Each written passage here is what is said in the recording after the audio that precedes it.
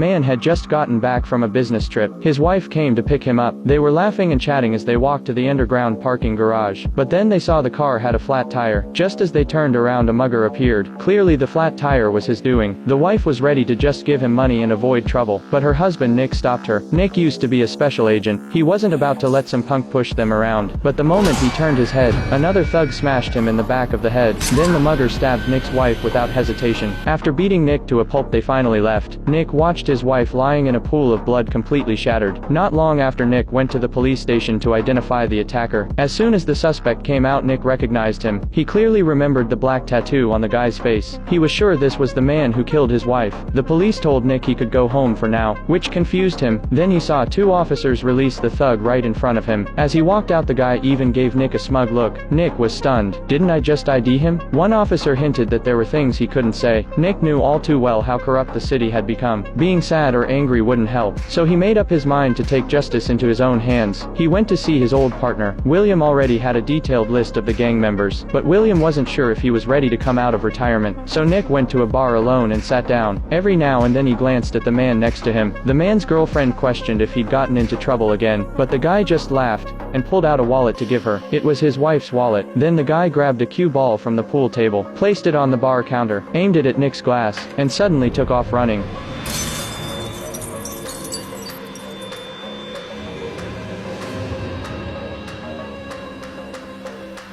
Nick chased after him without hesitation.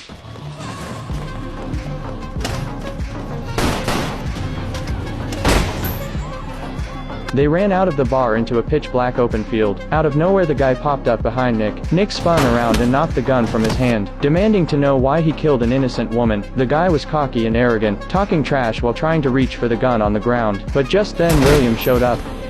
The two of them worked together like old times to take him down. What they didn't know was that someone was filming everything from the shadows.